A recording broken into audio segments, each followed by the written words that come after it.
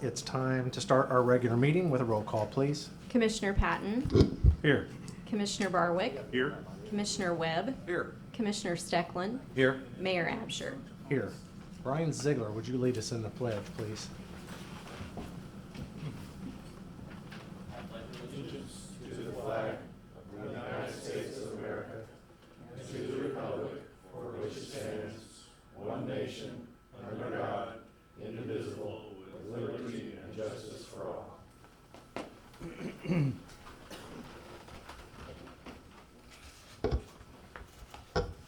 You're up with me. Holly.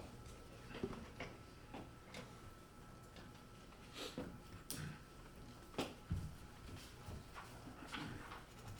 you like to introduce this topic? You would, right? I guess so. That was not a question. Just go ahead and tell them why we're here. Today we're here because I contacted the mayor in, I guess it was about December, about some of our community partners. I'm a special ed teacher at the high school, and my students do what's called CBI, and that's community-based instruction.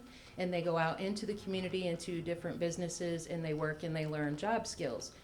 I've had the opportunity to work with the ladies at the Merc, and they have opened up their business for opportunities when we were in school and also when we were doing remote learning. They gave my students projects to do. They allowed us to sell some Christmas ornaments that we had there, and that allowed us to buy a bunch of bike parts, and we repaired 13 bicycles that were donated by the police department. And so I just want to recognize and thank the ladies at the Merc. I would love to have a bunch more partners like these ladies.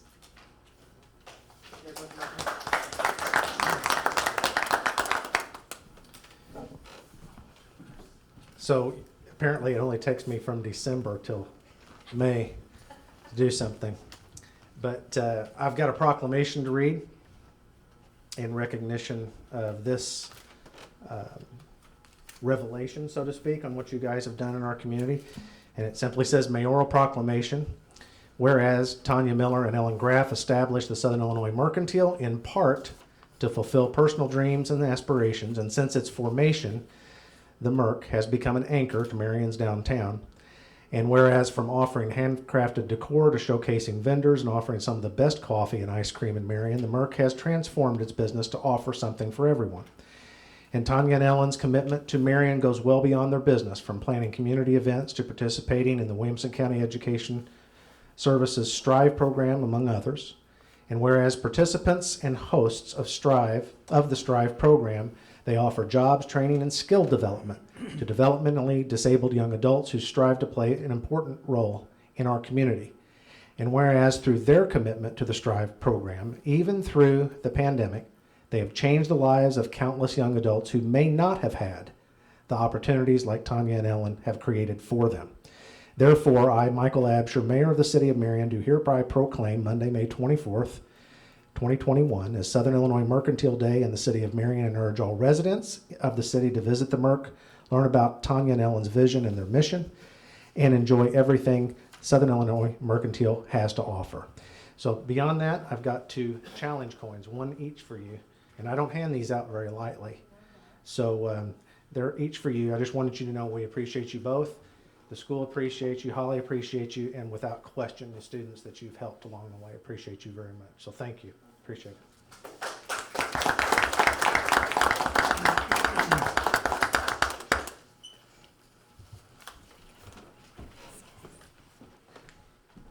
Unless you guys want to stay for the whole meeting, I'll give you a pass.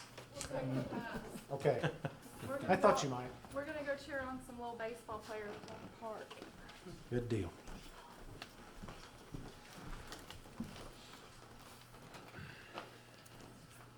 All right, now on the agenda is item number 4, which is our public comments, audience to visitors section. This is governed by an ordinance number 3128 and amended by ordinance 3134.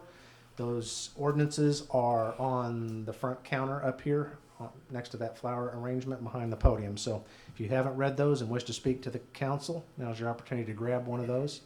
And with that said, I'll open up the floor to somebody who'd like to speak to the council. You want to go first? Donnie? I have a new timer. Okay, don't start till I get up there. I'm not gonna. You agree it says 5 minutes, right? Okay. You see this? I trust you. Okay. I trust the mayor. Okay. Okay. All right. Gotta get myself ready here. I get all kinds of sayings that come to my mind, and rhythm. They have some rhyme to them. And I'm not gonna say that. I told the lady back there that saying. So anyway, I'm gonna start out with this.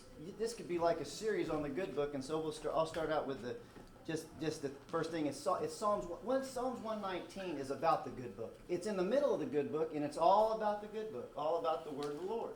And so Psalms 119, 104, it says, and I said this last time, through your precepts I get understanding, therefore I hate every false way.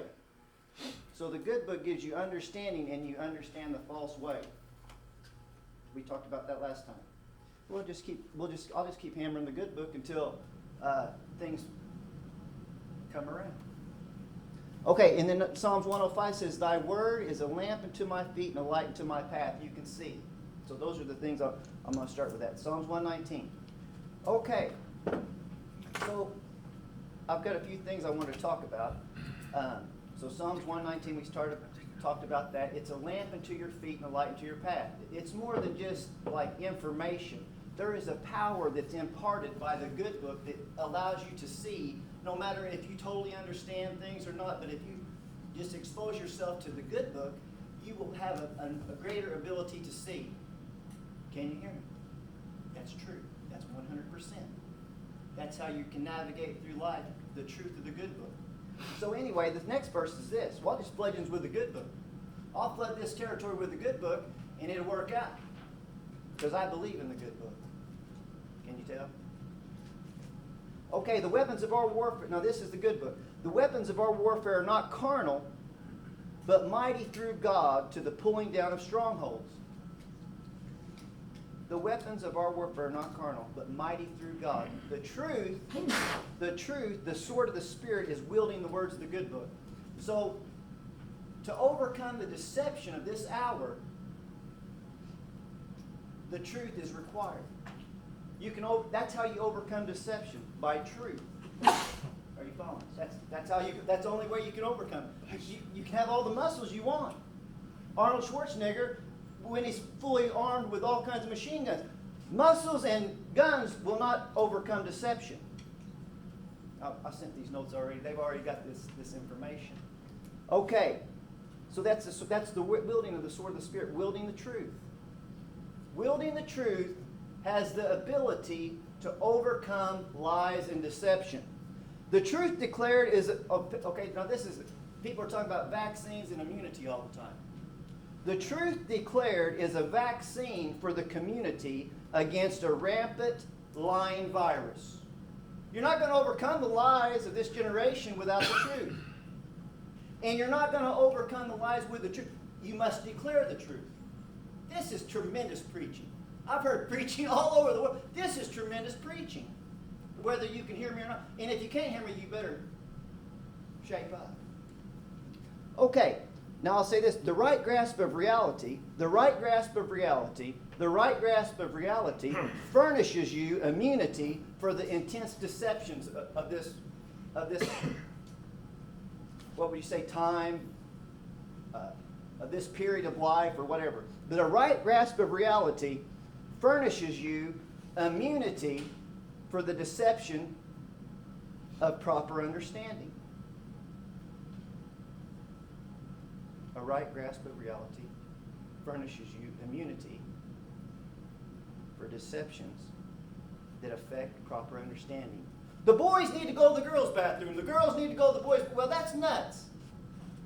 If you've got a handle of reality, you'll just know that that's a false way, and you'll just hate the thought of that. This preaching is pretty good. Okay. Now I'm going to define a word. I'm probably about 2.5 minutes in, but I'm going to define this word. This is a critical. That's one of the things about the weapons of wielding the truth. There's so many words that people think about. They don't really have the understanding of the definition. They just make up stuff as they go. Prejudice. Now here's the definition of prejudice.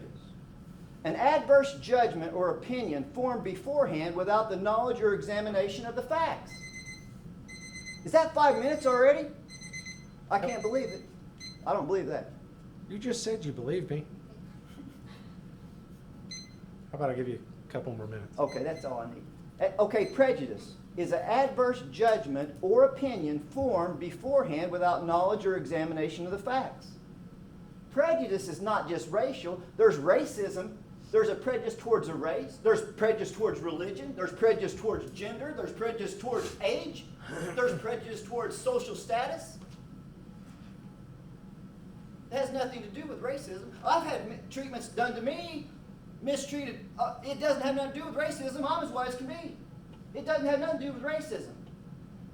But it does have to do with prejudice, how you feel about a certain group of people because of a certain reasonings, a preconceived notion. That's prejudice, preconceived notion. When I was a health inspector, if you have a preconceived notion, well, this place is real good. Well, when you go in there, they're doing stuff that's no good. Or when you say, this place is terrible, well, they go in there, they're doing a good job. So these preconceived notions, I put down here, I signed this, I give this note to everybody.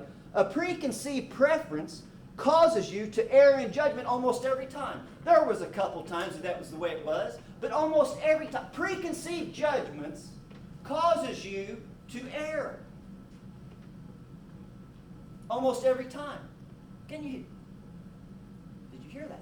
A preconceived judgment, oh, this group is no good because of whatever, this guy, no, I know he's no good. But it's a preconceived notion. It's an adverse judgment formed without knowledge or examination of the facts. Number two, this has been really a big effector to me.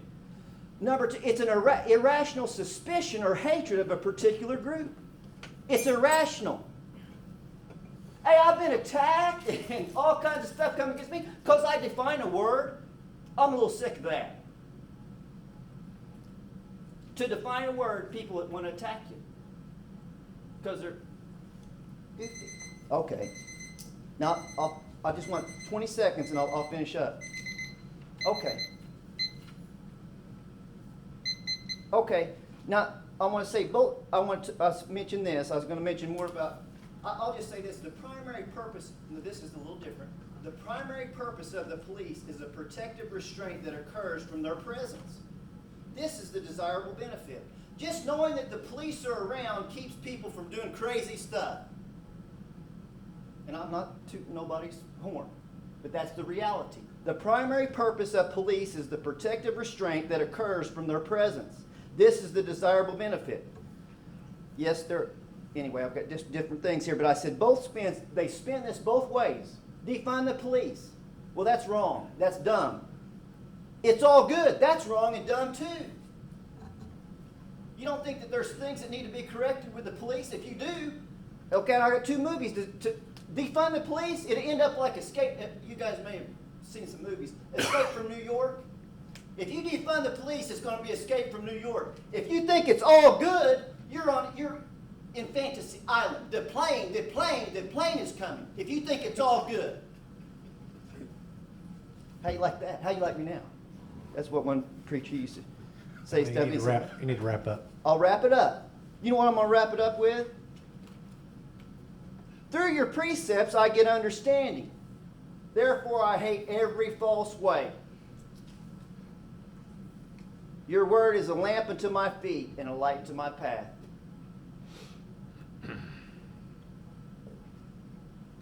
Okay, and I'm going to say this. I'm going to say this when I go. This is wrapping up. All my leaders have done me wrong besides one. All my leaders have done me wrong besides one. And yours have too. Isn't that an interesting thing? All the people are going to do you wrong. The Lord in the good book's not going to do you wrong. He'll test you, but He's not going to do you wrong. All my leaders have done me wrong, but one. And so have yours. Have a good night. Who's next? Anybody else? Okay, moving on to our consent agenda. Gentlemen, we have items A through F on the consent agenda. Do any of you want any item or sub-item between those A through F removed and voted upon separately? Anybody from the audience wish any item A through F to be removed and voted upon separately? Okay, hearing no requests, I would entertain a motion to pass the consent agenda as presented. I'd make a motion that we would accept the consent agenda, A through F, as given. Second that. Okay, any discussions or questions of anybody on these items? Roll call, please. Commissioner Patton. Yay. Commissioner Barwick. Yay. Commissioner Webb. Abstain. Commissioner Steckland. Yay. Mayor Absher. Yay. Okay, Chris, item 6A, we've got a equipment failure at the hub that we need to address. Can you tell us Yes. how long this has been going on and what Yeah. the remedy is, please? We recognized it probably 6 to 8 months ago. We did not have any answers relative to what specifically it was.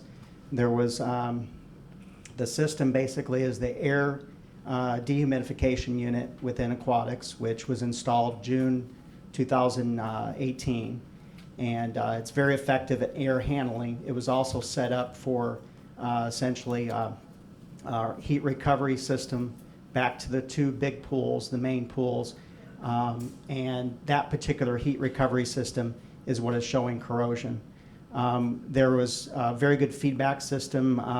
TMI and HSG worked over the course of several months to determine why there were issues, feedback to them. So they actually saw it before there were any evident problems. They saw it within feedback and they addressed it. So they basically would show compressor issues and so forth. Within that period of time when they identified that, they actually beyond the warranty period, they replaced some parts with one of the units. And so it's probably a 6 to 8 month period of time where just this past, we're asking for answers, and just this past, this Friday, we got the report back from the factory, from Ceresco, to indicate that there's corrosion in the units and what their findings were with that corrosion. That feedback, that basic heat recovery system is designed to save energy over the course of time and to help the boilers, the main pool boilers in the heating process, which did not exist before, but within this new unit, the two units, is the function, the design. So to prevent further damage, it's the recommendation of TMI and Boyd Engineering to separate the pool water circulation from the units as proposed. And I think that is the best solution at this stage to prevent further damage. We've recognized, I think, some savings in that heat recovery. No way to quantify it, but we've recognized some of that savings in the heat recovery system. But the savings going forward to actually replace the same components for that system to work, I don't think we would recover that in the lifespan of the equipment as a whole. So it's recommended that those systems within, I think you have in your packet, the TMI proposal is basically to properly separate that component, not have that heat recovery system. And so again, it's been 2.5, it's 3 years that the systems have been in operation.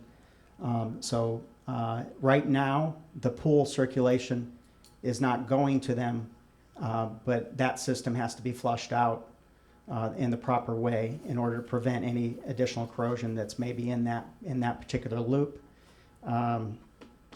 So we don't have that flowing to the systems right now, but we need to remedy it to prevent any further damage to the equipment. I agree with that particular change. It's although costly, it's the least costly method of addressing it. So that's what my recommendation is as well. Chris, this bid's for $26,000. It says NTE. I'm either having a brain fog or what? Not to exceed. Just not to exceed? That's what I would think. Okay. Yeah, I don't know the answer to that. It sounds like not to exceed. Okay. Is this the only company that we got a bid from? Correct. HSG, they're not equipped to do it. I think others in the area are not equipped to do it. HSG and TMI, HSG with installation, TMI with management of the system.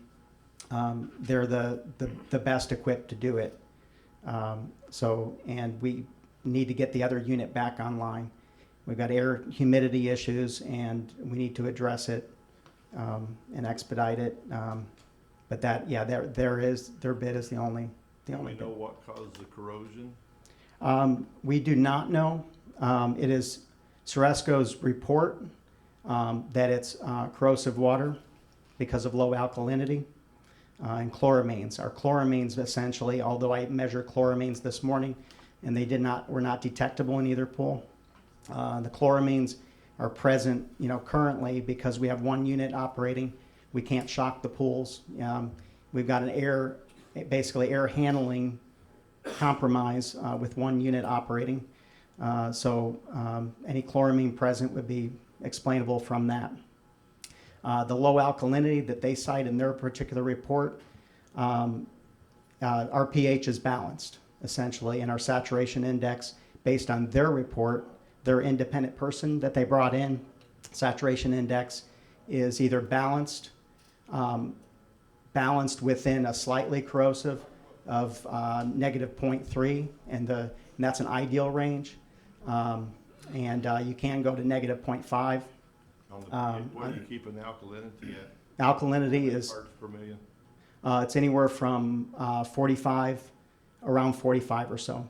The ideal range is 80 to 110, but with our system, what we learned early on is we basically would have to adjust thereafter is to put a lot of acid in the pool. We basically end up in the same spot relative to basically a cycle.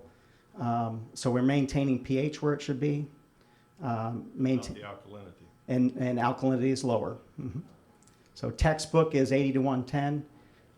And 40. what works best for our pool is anywhere from probably 35 to 55. Except for the equipment. What's that? It works best for the pool. It works- except for the equipment. Yeah, this particular system. Now, our heaters are not showing the same kind of effect.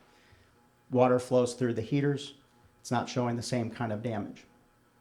So it's a, Well, It's once a- these are separated, mhm. which is what this Yeah. is contemplating, Yes. how will this new unit Yeah. separated deal with? It becomes an air handler as it's primarily intended to do, and not the added heat recovery system. In other words, it's not going to return heat for energy savings to the pools, but it's going to do its job that it does very well, and that is manage the air with heating, cooling, dehumidification of the air system, of the air environment, to keep the natatorium managed in terms of humidity. When we installed the previous equipment that's now failed, was the number one goal is to get the heat exchange and get the benefits from that? Yes, because of Basically, fans. what we paid for, we've now used up whatever benefit was that, and now Yeah, the equipment that's- failed. That's correct. The primary objective, primary purpose of it is to manage the air environment with everything we've done. With that is the fans, the new ductwork, and the 2 dehumidification units. That added component, honestly, if we had known that, hey, there's a potential for this, we would not have, in my view, we would not have made that extra expense for that particular portion of the system in order to have that heat recovery system. And to actually risk that over the course of the life of that particular, those 2 units. So life of those units are probably 10 to 15 years, is what I understand. These units? These units? Yeah, the original, the 2018 units. I think though the problem running the alkalinity as low as what you're saying, down to 40, it's supposed to be between 80 and 120 parts. Based on textbook numbers, and I can talk to, Stabilizes the pH. And yes, keeps and our pH is stable, and our saturation You can index raise is the stable. alkalinity without using acid. You can raise the alkalinity with sodium. Sodium bicarb, that's correct. So And then what our why don't experience we was- keep that alkalinity up so that we're not in a corrosive Yep. atmosphere. We would be a little bit more, we would be more, slightly more, maybe even scale at that point. But the reason is, when 2015 and 16, when we did that, we used a ton of acid.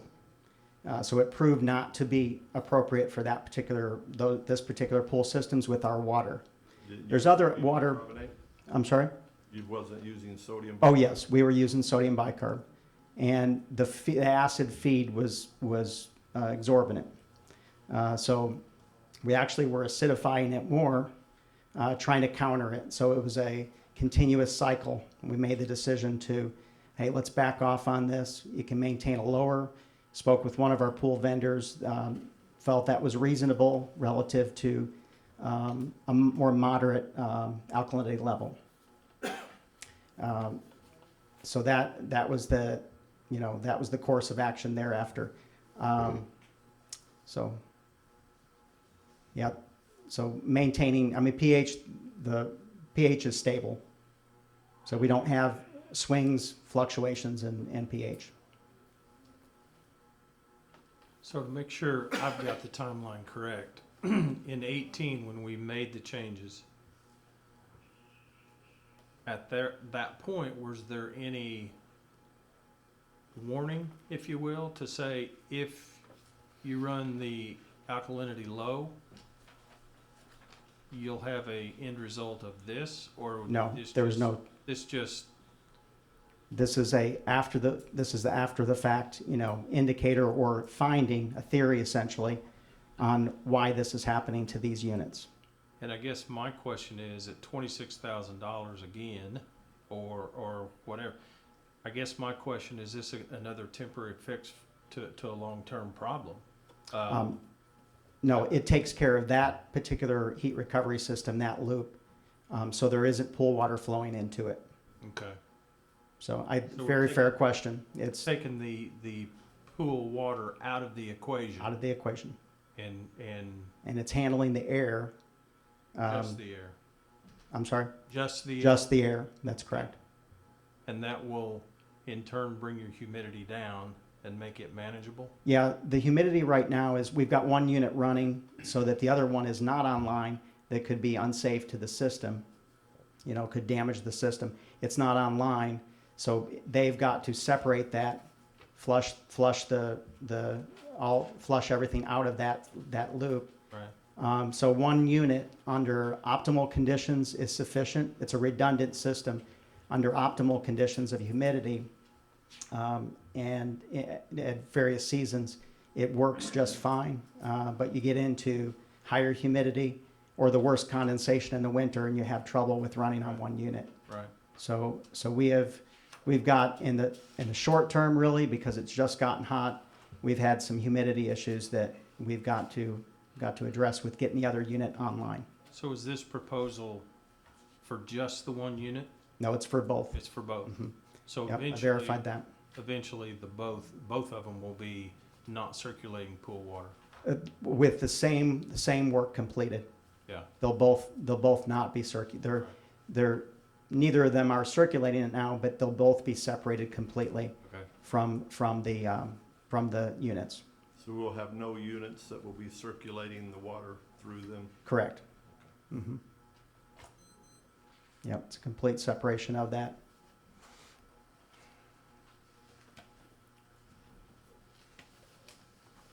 Do we have a practical choice of not doing this? Is Not there that a I can choice? see.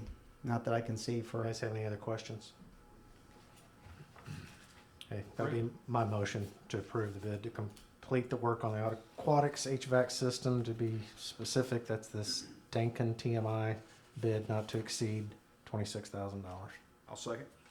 Quick question, Brent, what's your opinion on the alkalinity, or do you have one?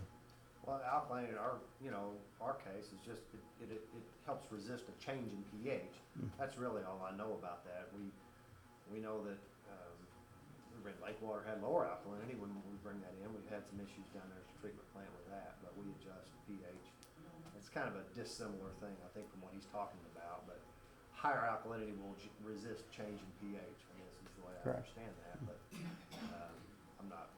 I'm not that well versed in pool, mechanics. Well, I know it's a special animal, isn't it? Mhm.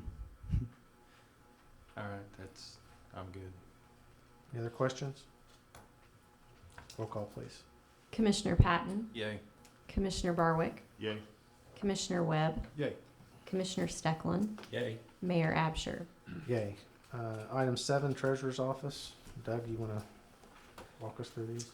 Yeah, I'm gonna let Steve take care of A and C if you wanna, I'm sorry, A and B if you wanna do that first, Steve. Yes, our $10 million line of credit is coming due on May 30th.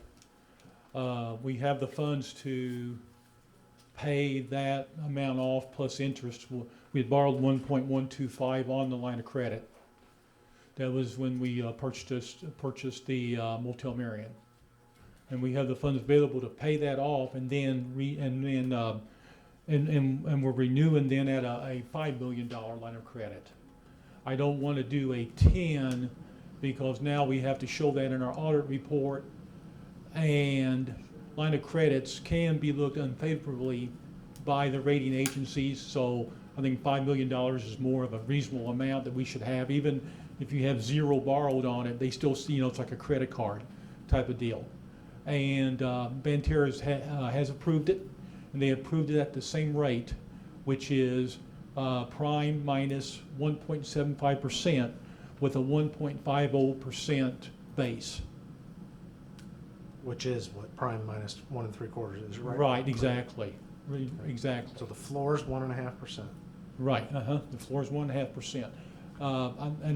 And like I said, we can't make 1.5% off of our current investments in the rating, so I see no reason not to, if we have the funds available, to pay it off versus having to continue to pay the interest, which is greater than what we can make on the funds. Okay. What is prime rate now, Steve? I don't know, but if 3 it's, 1/4.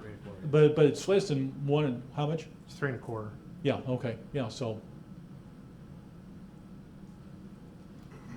I mean, it's really a good deal, and it would be for another year. How often does that rate adjust? You said it's prime minus 1 3/4. Uh-huh. Does it do that? How many rate adjustments per annum are there?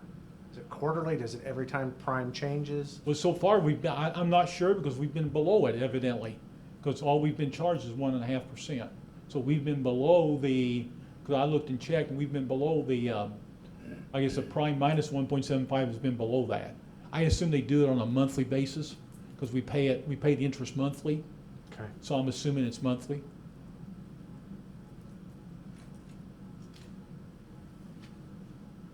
Any other questions? Make a motion to approve the payoff of our current line of credit through Banterra for a total of $1.125 million plus interest. I would second that.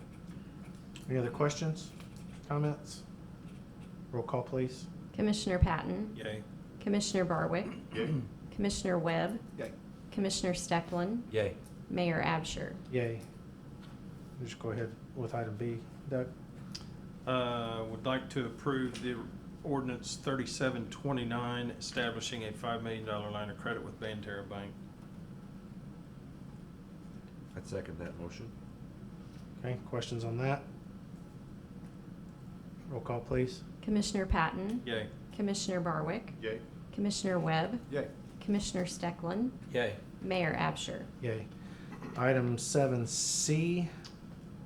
Item 7C, we recently lost Kylie, who was a very good worker to the assistant. Deputy City Clerk. Thank you. Deputy City Clerk. I had to turn around and see what her title was. Deputy City Clerk. And which was good for the front office, mayor's front office here, but we needed to replace that person. So we took applications,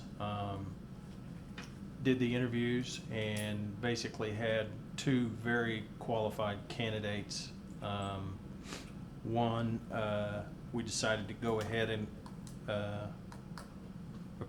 ask for approval to hire this person. So my motion would be to approve the hire of an accounts payable specialist, which is Chaz Centor at $18.50 an hour plus benefits, and then with a semi-annual wage increase for the first 2 years, or for the 2 years, and it would be a non-exempt position. No. But that would bring it up to $20 at the end of 2 years, Yeah. is what it would do.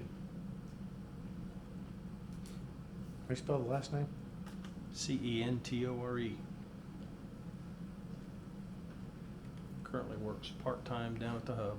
Yeah. Works in membership. Yep. Very, Excellent individual. Yeah, so we're Very- taking him from Chris. yeah, we still need from Chris. Chris wasn't, With courtesy. yeah, Yeah, that's right.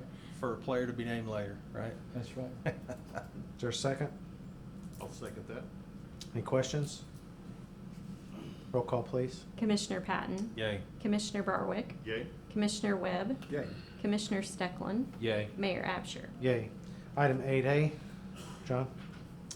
All right, I'd like to make a motion to approve the recommendation of the superintendent to make the following promotions. Jessica Interalia to Assistant Office Billing Clerk at the contractual rate of $24.05, and Allison Boner to Office Support Supervisor at $28.84 per hour. Is there a second? I'll second. Any questions? Roll call, please. Commissioner Patton, Yay. Commissioner Barwick, Yay? Commissioner Webb, Yay. Commissioner Steckland, Yay. Mayor Absher. Yay. Item 8B.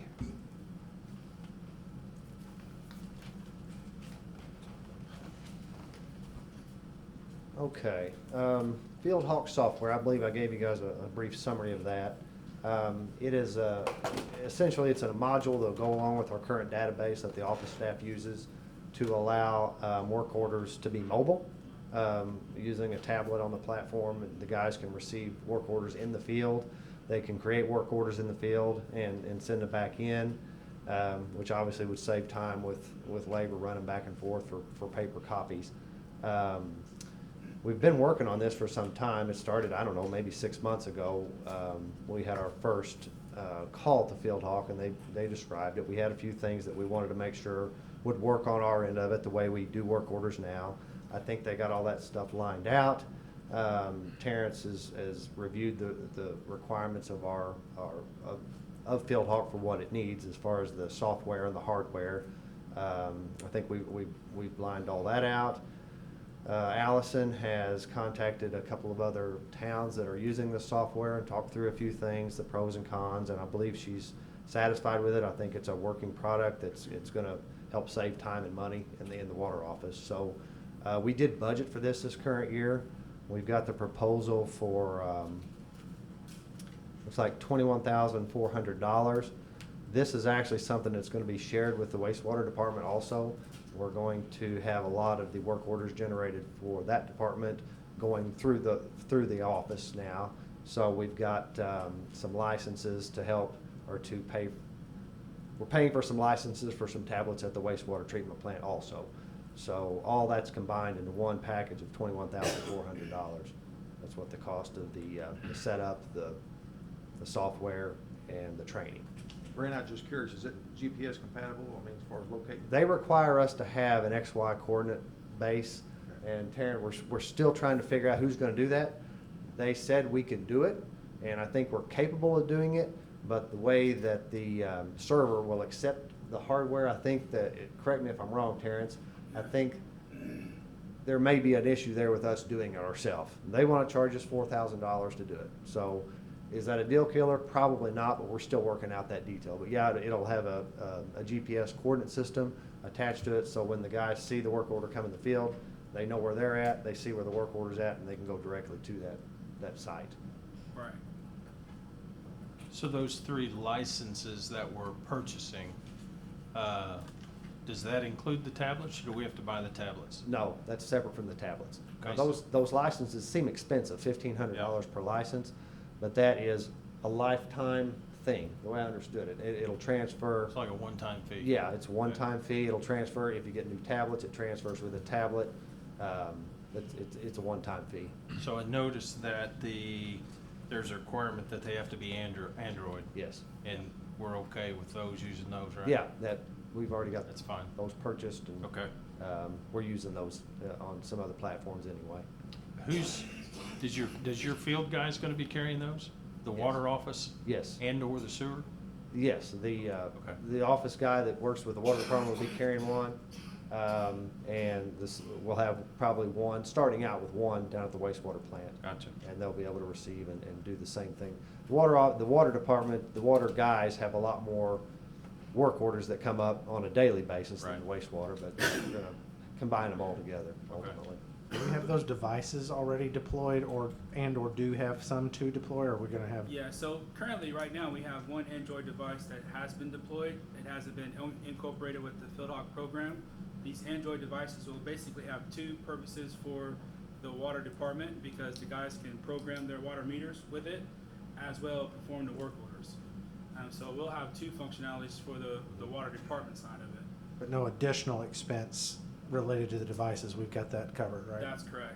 And ultimately, we'll be using them for the GIS mapping system, so when the guys are doing their locates and things like that. I think as time goes on, we're gonna have more and more tablets in the field for use with everything that we do. So is there a chance, though, based on this $4,000 fee that they're wanting to quote, that we think we can do ourselves for the coordinates, that you're gonna need to come back to us for $4,000?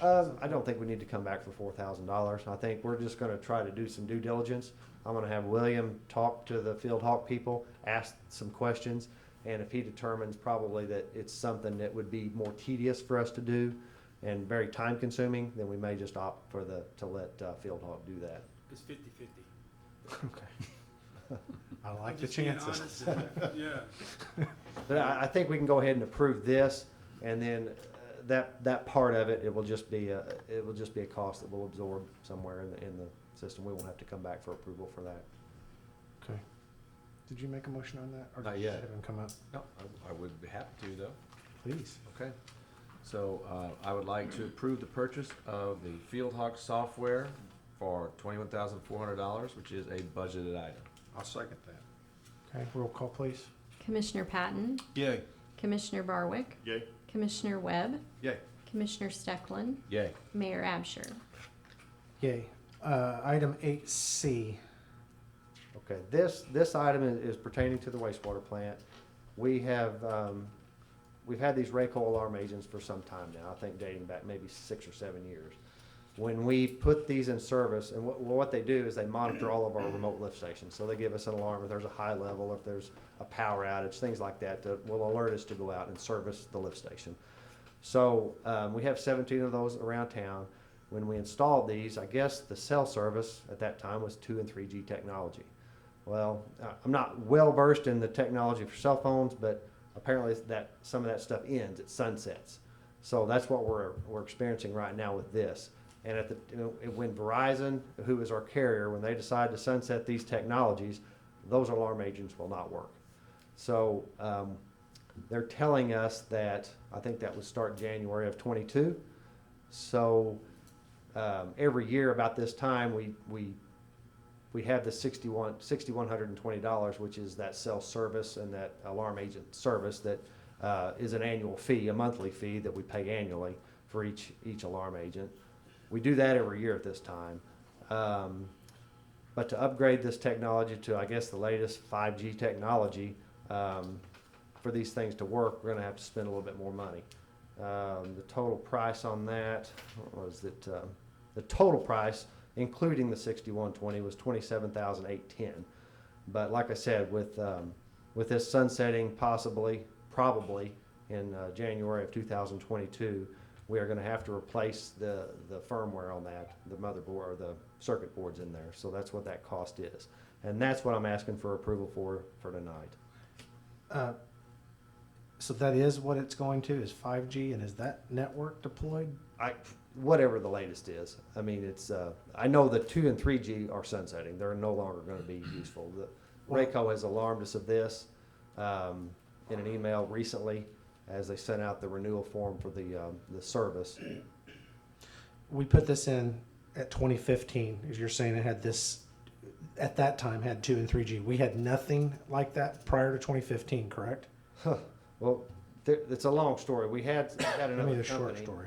Huh? Give me the short. Well, we had another company that we bought another product from, and they had issues with this. I mean, I think we had it for about 2 years, and then we had to buy new technology because the company couldn't service it at all anymore, and we couldn't find any alternate to that. That's a short story of what happened with that. But it was only a few years before this when we had the other technology and the other alarm agents. As a business in town that relies on these lift stations greatly, this is needed, because I remember the old company, and when that thing was not working, it was not a good day. So, We need to know when there's an issue. yes. Yeah, Well, I think Yeah, where I it's- was going, Brent, is that, which I don't know that we can, is to try to interpolate how long this technology lasts. I mean, this is an unbudgeted item that we basically got caught unawares. it's probably something that I should have anticipated. Well, so hold on to that thought. So where I was going is if this technology lasted 6 years, and this stuff, it's not quite that much, but let's just say it's $30,000 with inflation the next time. Should we be setting back $5,000 a year, budget-wise, from now until the presumptive next time we've got to replace this stuff, so that we don't get caught with That would this? be ideal. That would be an ideal way to do it. A lot of the times, if I know things are coming in the future, and I don't want to say $30,000 isn't a lot of money, but it's part of a medium maintenance item that I would do. I mean, we have them all the way up to $100,000, and we try to stagger those through the years, and we have enough money to do those from time to time. So, in a sense, I guess we do put back money for big maintenance items, but we don't have a line item specifically for Rayco, Well, what my suggestion, and this is more for accounts and that kind of thing, but any department that's buying technology, and that would include you, Chris, on some of this stuff that we're having to replace. This stuff has a life cycle, I agree. and it's finite. And we need to ask these vendors when we go into these contracts, what's the expected life expectancy of this stuff? Even if it's software, we don't think like that. We can visualize a piece of equipment breaking down. Software breaks down too. It becomes obsolete. And I would suggest that we start setting money aside, knowing how to overcome that, as opposed, and I'm not being critical, No, happens. I'm just saying it's easier to eat at $5,000 bites than it is a $30,000. I agree. We had our SCADA system, what was outdated last year. We spent, $60,000 or $70,000 there. We have another PLC control panel for the Shriver treatment plant. I'll be here in the next probably month or so asking for money for that we did budget for. Right. But you're right. I mean, all these things added together, we could easily come up with a total number and a period out in time that we could. Well, frankly, it's not intellectually honest with ourselves if we're not budgeting for the replacement of something that we're buying, knowing that we're going to have this in perpetuity. I agree. And so that's the discipline I would ask from the department managers, is when we buy something, is that we ask that question up front. That needs to be just part of the mix, and that we know, okay, how much do we got to put back each year then to replace this thing that we're buying? Right. Because it never stops. Like you say, everything has its life cycle. Yeah. And if we can figure out what that is, we can plan and prepare for it over that long haul or short haul, depending on what it is. But we're prepared that way, I think. Yeah. Yep. And to extend that line of thought, to extend that line of thought on this last one that we just did, do you think you said it had a 10 or 10 to 15? In theory, we ought to be aggregating all of that stuff, and every year we should have some companies, some outfits call it depreciation, some call it obsolescence, whatever. We need to have a line item for that stuff, because we don't know what's going to break down. We don't know when it's going to break down. We just know it's going to break down. Yeah. So we're not, not criticism, just my observations after a couple of years here. It's just not been a part of our process, and it really should be a part of our process. And I think that should go, like you said, department-wide. I think when we started the hub, I myself had a line item in there for that, because we knew that those heating units were only going to last a certain amount of time. We knew that door closer, whatever it might be, so we always had a revolving kitty, if you would, that we could dip into to replace those things. And I think that's very good, being very financially responsible. I mean, it is. Again, that's not criticism. I just, Yeah. moving forward, I'd like, I if we agree know with you this stuff's 100%. gonna, Yep. break, we gotta, even if we're wrong, we need to start setting some money aside. It's better to have some sitting there than get surprised by it. Has Verizon confirmed that January of 2022, this will be done? Or is it just speculation that it? I didn't check with Verizon. I called Terrence. The dates, the dates are like Microsoft, they keep changing. How long we need these parts? If they come out today and said, next week, we're gonna stop, this will not work after next week. How long will it take to get these parts and get you up and running? I'm not sure on the timeline for Where I'm going probably, with that probably, is, hopefully can we- not very long, but Can we not wait till closer to January to see if, there's really no need to wait. I mean, there's really not. but if they're going to Yeah. extend it for another year or two, and these are still working, why would we need to spend the extra money now, is my question. I guess it's just a gamble. If you're willing to take that, then I guess gamble with it. But I'm proposing that we go ahead and do it now. Is it Just because I If want they that shut peace of down, mind. if they shut down with 2G or 3G and that lift station overflows, I'm calling But your are they gonna house. do that, are they gonna do that overnight? Hey, Well, they will. I don't I know. think that. I don't know. I would think they would I don't put think- something out stating, in 6 months, because there's a lot of equipment and a lot of businesses that rely on that technology, and for them just to overnight say, we're done, I Well, can't imagine them doing I that. don't think they'll do it That's a fair. overnight. No. I think what may happen is that they may come out with a timeline of like, hey, July 31st, we're gonna shut down 3G. But then Brent's gotta come back to his vendor and say, hey, I'm sorry, will you be available at this time? Cause now I'm on a time crunch. Kinda like what Leeds is doing us at the police department. Our deadline was in February, they extended it. I got an email last week saying that they pushed it back, so I gotta hurry up and fix that. So dealing with the vendors and all that, you really don't know. And he's at the mercy of his vendor, so if they're not available in July, then he's stuck. Well, in the software industry, they call this planned obsolescence, and except I'm it's sure. not planned very well. Yeah. But the implied underlying question is what I think you may be asking, if I'm put words in your mouth, is there any chance we're getting worked here? And that we don't have to do this right this second, or is it? I don't know. Yeah, I mean, would you like me to look into it a little bit more? I mean, That's it's, basically what I was getting at, yeah. that's fair enough, but when who do you ask? Well, this question? there's always an element. You, I don't No. mean that. I mean, but you believe we need to do this right now. Is that? I mean, that's the bottom line, right? We need to take care of these things. I mean, it's a maintenance item. Like I said, I could have very well seen this coming. Maybe I should have. Maybe I've had previous emails that I've just disregarded.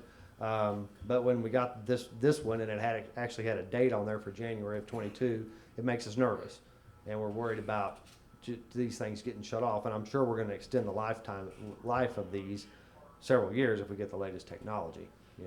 Could we amend the motion to approve it, but not put a finite date on it?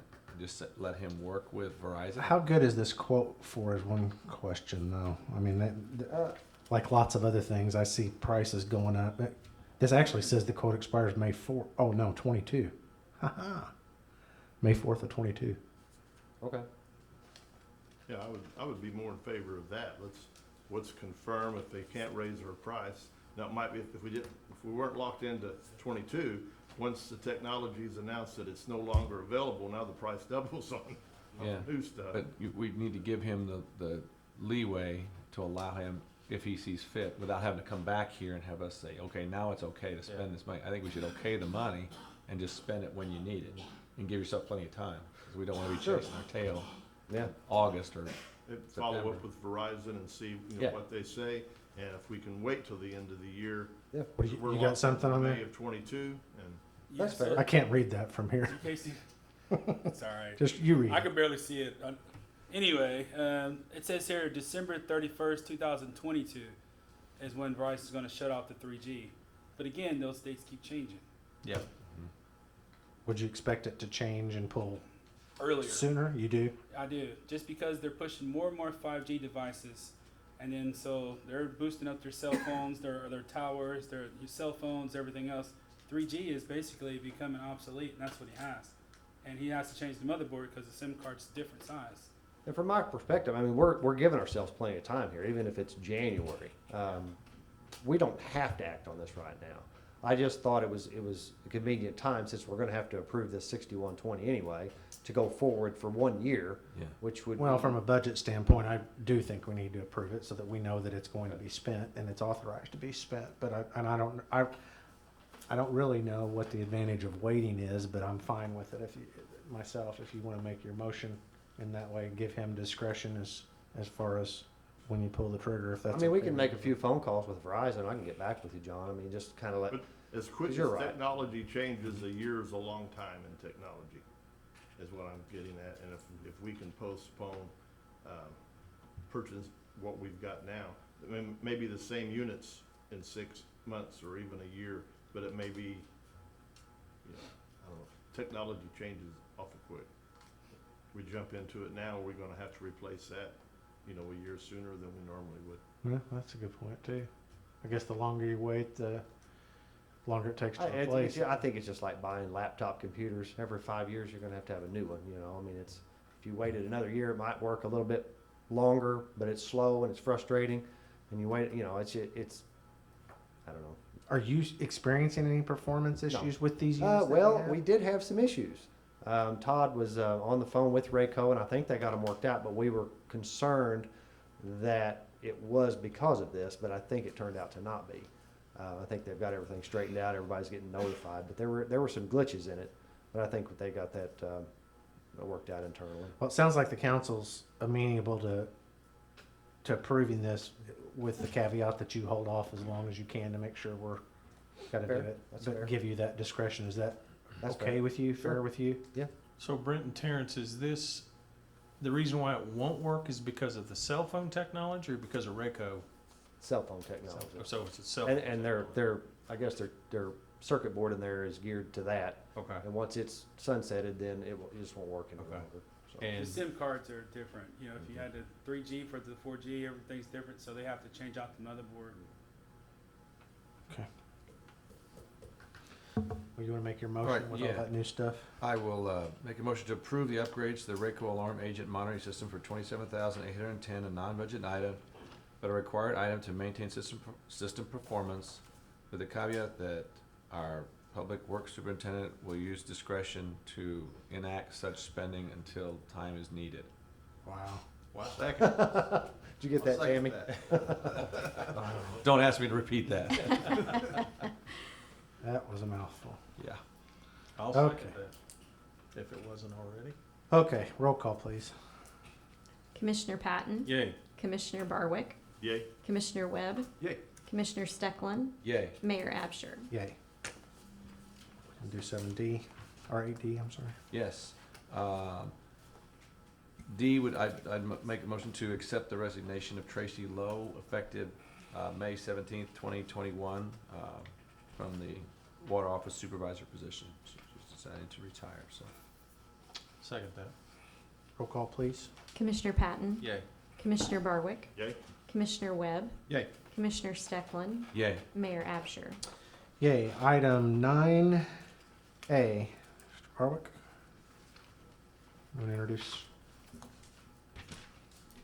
Want to make a motion that we would approve the Merit Board's recommendation to promote Kevin D. Ogden to Sergeant to fill the vacancy created by Sergeant Griffith's retirement effective May 3rd, 2021. Second? Oh. Second. Okay, roll call, please. Commissioner Patton, Yay. Commissioner Barwick, Yay? Commissioner Webb, Yay. Commissioner Stecklin, Yay. Mayor Absher. Yay. Chief? Sorry for the pause. Normally, we always try to get family members to do what I'm about to do, which is pin Sergeant Ogden's badge on him. It's a very memorable thing, and he won't forget. His family couldn't be here tonight, so I am very honored to do that.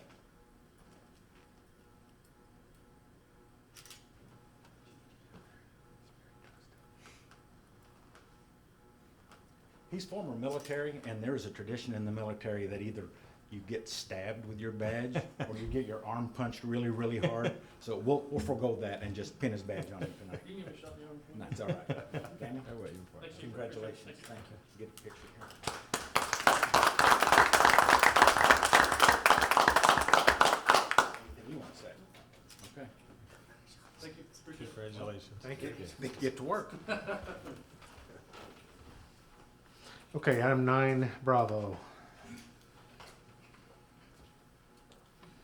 Want to make a motion to approve the purchase of new radios and headsets from Novacom and Atlantic Signal for a total of $106,423, which is a budgeted item. And just as a note, the city received a donation from the Williamson County ETSB of $80,000 to reduce our cost to $106,423. Do you have anything? I'm just here in case there's questions. Is there a second? I'm confused about the 80,000 for a total. Originally, it was $186,000, and we got a donation from Okay. them for the amount of $80,000. That's How many correct. radios is it, chief? Okay. I'm just curious. It's brand new portable radios for every officer plus an additional 10, So, and then brand new mobile radios for every squad car. okay. Like 55, right? 55 Yes. total, Yes, sir. plus... We have already received on, back in January, I believe it was, we received the first 22 portable radios that was purchased by the city EMA.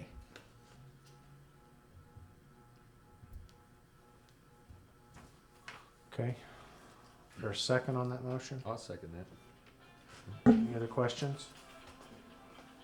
Roll call, please. Commissioner Patton, Yay. Commissioner Barwick, Yay? Commissioner Webb, Yay. Commissioner Steckland, Yay. Mayor Absher. Yay. Item 9C.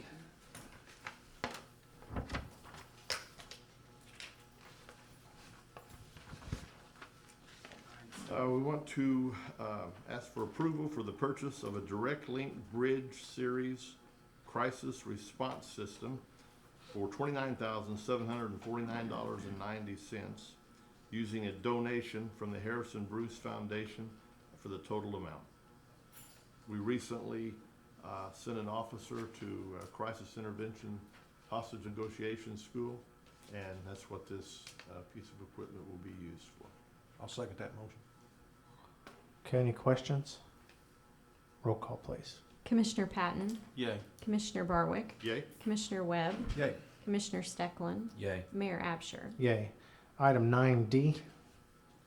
9D, we're asking to approve a 60-month agreement with Clearway Communications for fiber internet. And if the chief can step back in here. Chief? Would you explain to us on the Clearway Communications what this is all about? I can, in part, Terrence can explain it much better than I can, Okay. but it's to replace our 911 service. Right now, we have our leads is going through another provider. And we've been having some issues with it. So we need to upgrade that because we've had calls drop and everything else. We've actually had some 911 calls dropped, and Leads is our system where officers can pull up information on their mobile data computers, and that has been, we've had outages with that as well, and that just can't happen. Are there any penalties for getting out of the current contract that we're under? We've had our city attorney Wendy take a look at it. She has written a letter. We are within our 60 days to cancel our current provider. So she is all on top of that. She submitted a letter. Our contract with our current company ends in August of this year. So worst case scenario, we may have to pay a couple months of $200 or $300 until that contract falls off. And price-wise, is it about the same as the last contract? It's exactly the same. Yes, sir. I'm sorry? It's exactly the Exactly same. the same? Yeah, So we've only got a couple months left on the current contract. correct. The only other thing that I was gonna question, and this may be a question for Wendy, or maybe Cody already knows, can we enter into a contract for a period of 5 years, or is it less than that? No, we can't. We can? Okay.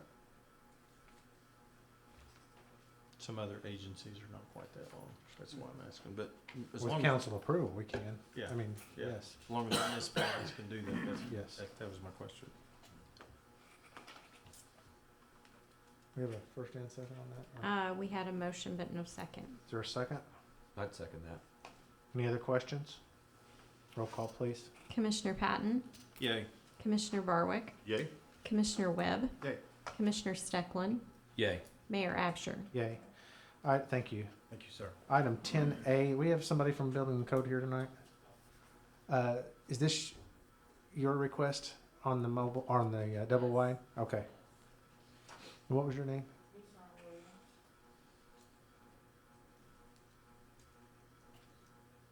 Is this a lot that you own or rent? Okay, you own it.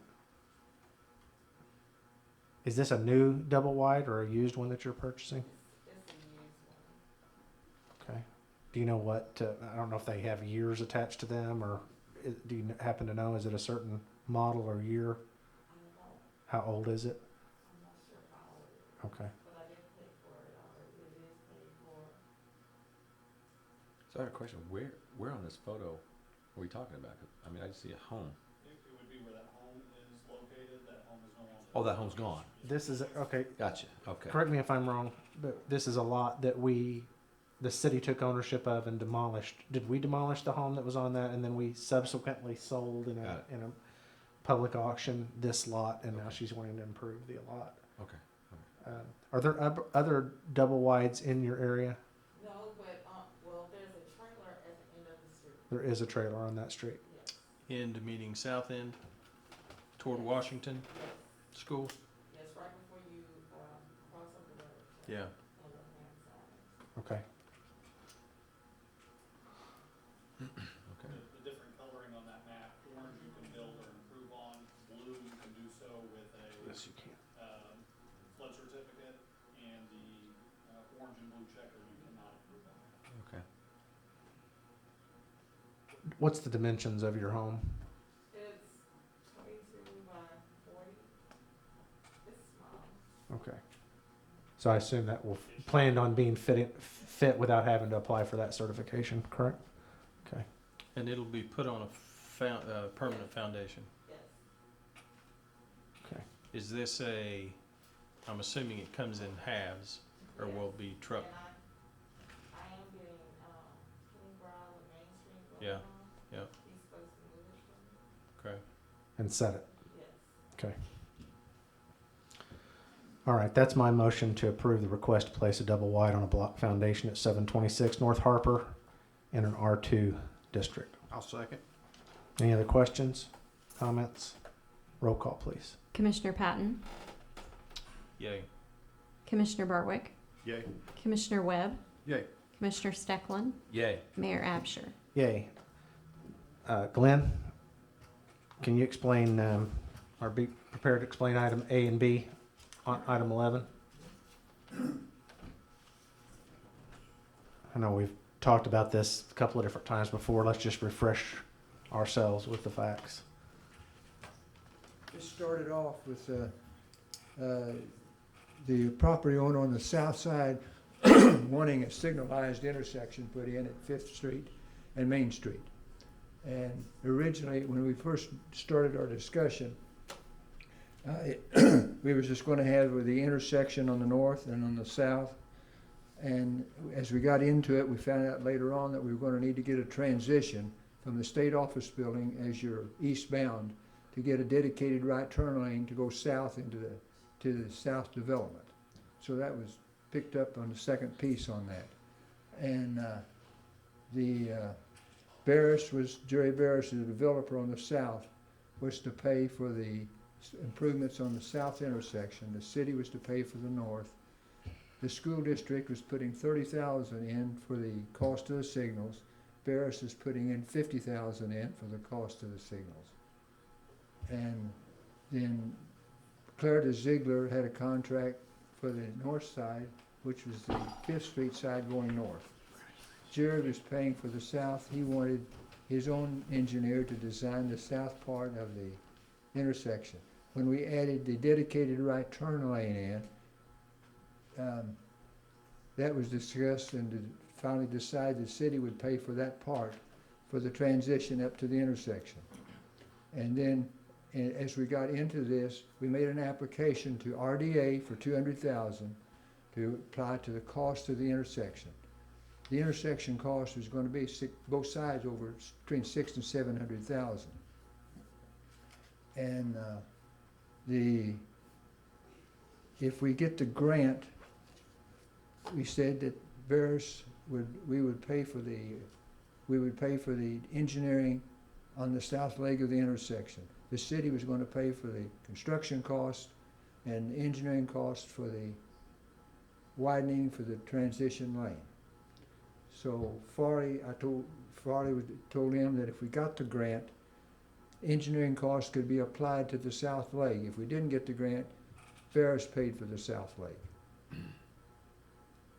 So regardless, the city paid for the engineering cost for the widening on the south side of the transition lane. Is that thoroughly confusing? I think I got it. So the state required the right turn lane. No, state's not involved. Who required the right turn lane? Good design engineering requires it. Okay. Because what happens, you have a taper from the state office building entrance, it goes to nothing there before that intersection's gonna be. Right. So you take that taper, you're coming to nothing, and you make a right turn lane to go in, so we're gonna widen that out, so it'd be a dedicated lane all the way through to make your right turn. So that taper will no longer be there. That'll become part of the right turn lane. That's correct. Gotcha. What about the north side? Right turn lane there. Well, you've got 3 lanes there now.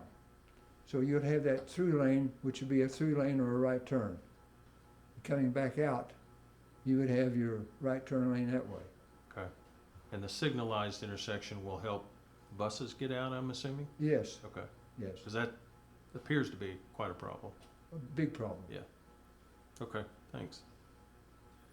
Glenn, will those stoplights have the lights on? I know a big one for the intersections, but. You mean mast arms? Yeah, big Yes. ones, like up at, like, let's say Carbon and Main, same thing? That'd be the mast arms. Instead of just having the wooden poles, No, I'm talking about. street- Overhead light. overhead light. lights, yeah. Okay. Yeah. Cool. That'll help with that look, I think, coming into town. That'll be added on top of the mast arms. Yeah. Those overhead lights will be. Okay. Will these have the sensors to detect, the traffic? Florida Ziegler and Bryan could address that. They're designing that We're intersection. designing for the video detection, like the newer intersections. Okay. Somebody want to make that motion, or I can, or? I'll make that motion, why don't you make that motion? I'll make a motion to approve the engineering agreement with Farley Engineering for widening of West Main at Fifth Street to support new signalized intersection. Second that. Roll call, please. Commissioner Patton, Yay. Commissioner Barwick, Yay? Commissioner Webb, Yay. Commissioner Steckland, Yay. Mayor Absher. Yay, just go ahead, And Jim, if you will. also, make a motion to approve engineering agreement with Farley Engineering for south portion of Fifth and Main intersection design agreement, execution contingent on grant award with the USDA Rural Development. Second that. Second that? Roll call, please. Commissioner Patton, Yay. Commissioner Barwick, Yay? Commissioner Webb, Yay. Commissioner Steckland, Yay. Mayor Absher. Yay. Item 12A, I'll give a brief description of this. So for almost a year, for over a year, we've been planning, but since last July, we presented to the public, and it's been in the newspaper a couple of different times and different media coverage of the downtown improvement plans. That entire plan is somewhat contingent upon ITEP funding, which we've applied for. Still have not heard back from. As far as I know, no one else has either. Still hopeful for that. But part of the stuff that we're going to do on the square is not a part of ITEP funding. It requires local funds. And so that's what this item A is improvements as planned to the Tower Square Plaza, not to exceed a budget amount of $1.25 million, and that's my motion to approve that. I will say, this is actually on the agenda later, this, along with some other items of substantial importance, we're planning on our next meeting, which is on June 14th. That's our regular meeting, but we're going to have that at the Civic Center, much like the meeting we had when we were sworn in. Commissioner Stecklin actually made this suggestion, and I wholeheartedly agree with it, that we're halfway through our term, as hard as that is to believe, and we've got some things that we need to talk about that we have accomplished that maybe got missed in the mix in the COVID, last COVID year, and then stuff that we're going to do in the future, which include this item. So we're very excited for all of us to present some of those things at the next council meeting, which will be at 5:30 on June 14th at the Marion Cultural and Civic Center right across the square. So we'll explain a lot of this a lot more in detail at that meeting. So anyway, that's my motion to approve item A and the improvements to Tower Square Plaza. I'll second that motion.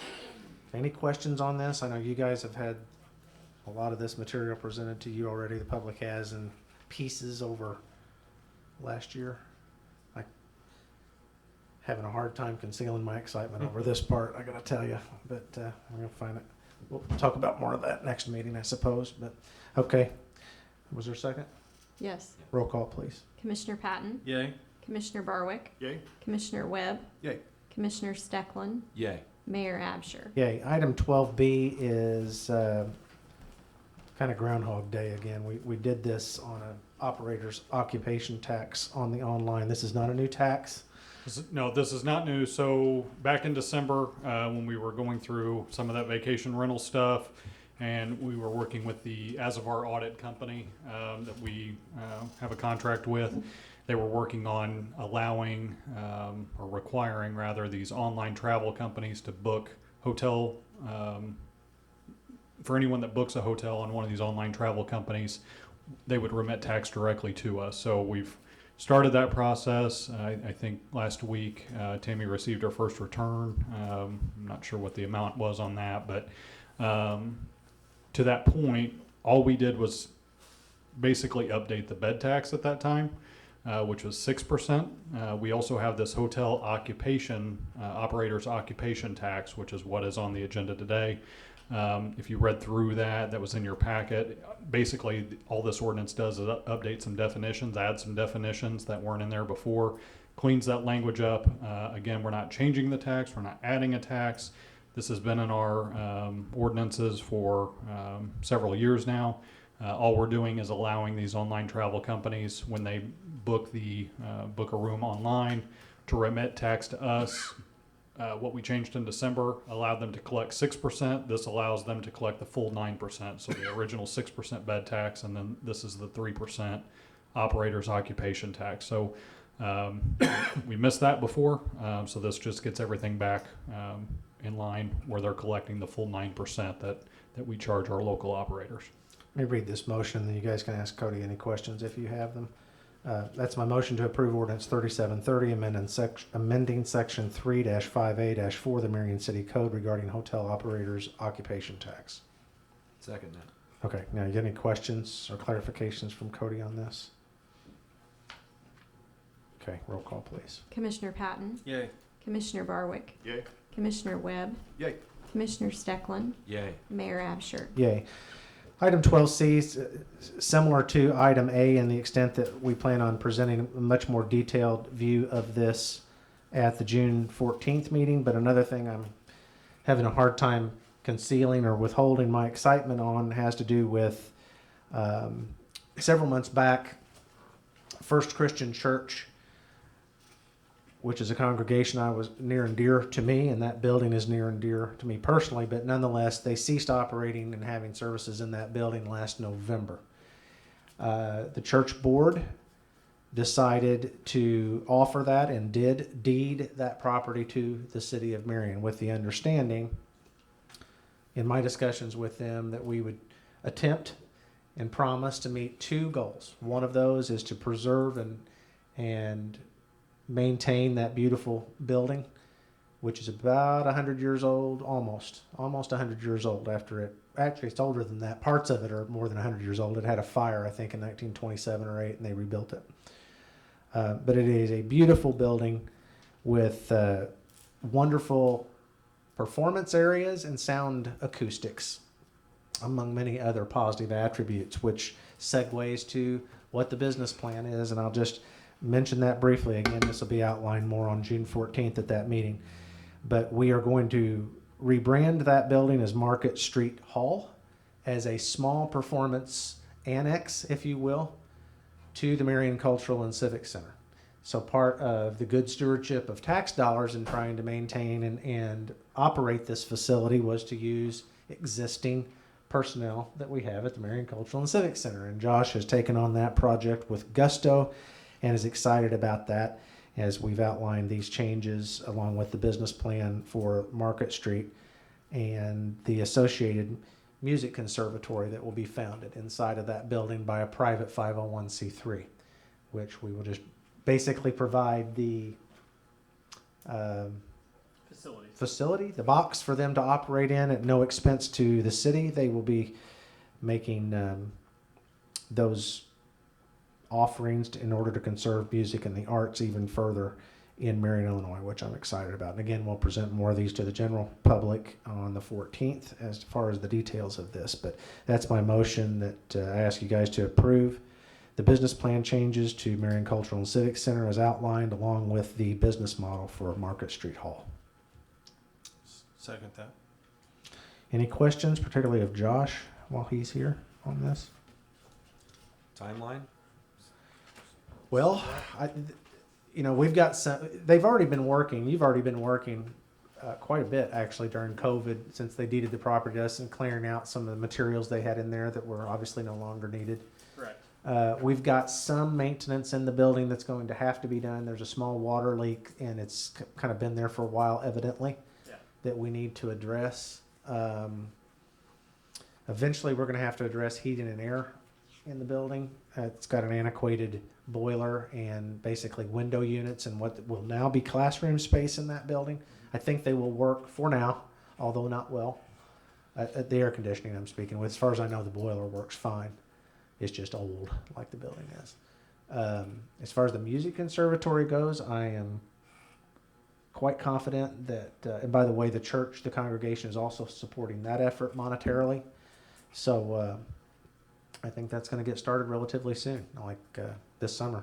Yeah, I think the hope is to start classes in the beginning of the fall semester. Yep. Right. Any other questions? So motion in a second, right? Do we have a second? Is there a second? I second it. Okay. Yeah. Roll call, please. Commissioner Patton? Yay. Commissioner Barwick? Yay. Commissioner Webb? Yay. Commissioner Stecklin? Yay. Mayor Absher?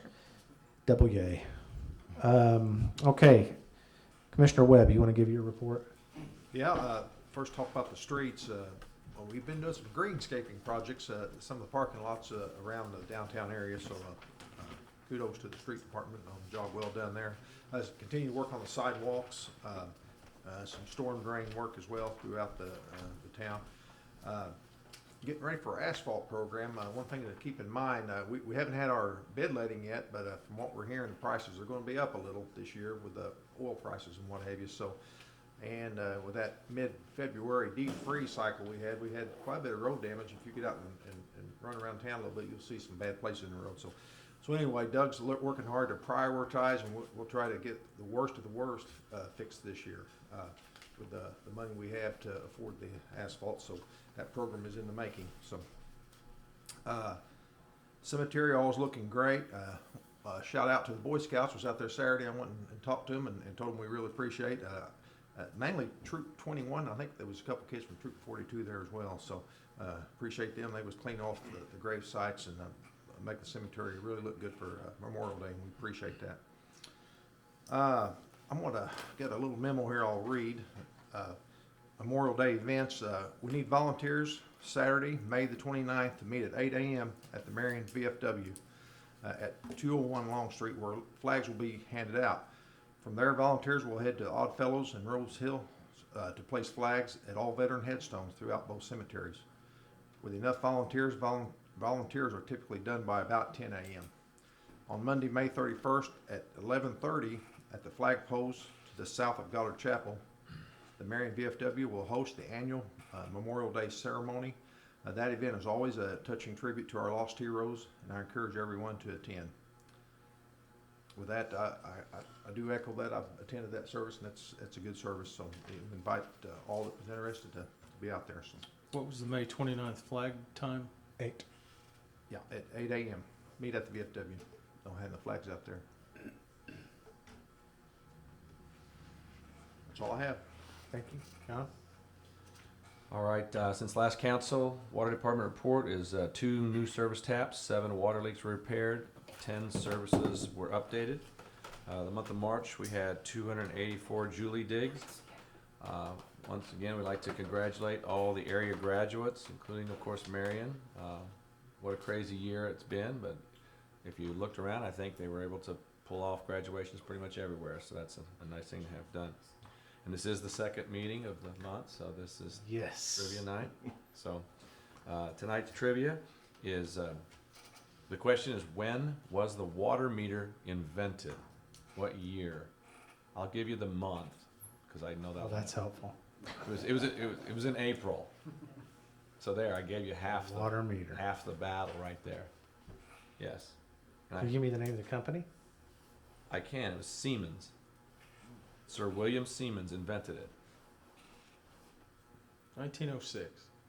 earlier. How about that? 1834. 1893. Earlier than that. 1834. Think Lincoln before he was shot.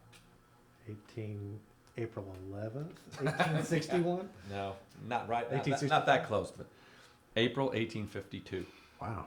So That's an old company. So Abraham Lincoln had a water meter, possibly. All right. So anyway, Sir William Siemens invented and patented his water meter or fluid meter after several attempts from others that had failed with it. Ironically, England, where they were invented, still remains now one of the few countries where no houses have water meters installed. So figure that one out. But we have them. And our meters are now digital. And we can read them from anywhere, including with our new laptops. So, how about that? That's all I got. Commissioner Patton? I'm saving mine for next week, Mayor. Okay. Mr. Barwick? I've been asked to pass on to the cemetery department that the cemetery looks better than it has in any year in the past. Appreciate So that. kudos to the cemetery. Yeah, those guys, they did a good job. Of course, Mother Nature helps us too. We've had a little bit drier year than we did last year. But it takes a lot of effort. Appreciate that. One other thing I want to remind everyone that golf carts, 4-wheelers, 3-wheelers, bicycles with gas engines on them, and most dirt bikes are illegal to have on the streets in the city. And everyone needs to pay attention to this because citations can be issued and also the vehicles can be towed. So the kids riding around in golf carts and 3-wheelers in some of these subdivisions, the parents can also be cited for that. So just a warning, everyone needs to pay attention. Well, don't make it, but every day you'll get a guy. He's got a gas car, and he don't stop at the stop sign. Yep. The gas-powered bicycles are my pet peeve, yeah. I think the chief might have something you want to add to that. Yes, I failed to give this to you to read, and I apologize for that. But if you look on item C of what was under the police department, we received a grant from the Harrison Bruce Foundation for almost $30,000 for a piece of equipment that we needed. And I just want to publicly say they have been absolutely extraordinary and wonderful to the city. And some of the things that we've been able to purchase because of them have helped us in ways that I couldn't imagine. And we couldn't have got those things without them. So I just want to say thank you to the Harrison Bruce Foundation. Yeah, and to a lot of other towns they do too. They're my heroes. Yep. So that's a good point. Okay.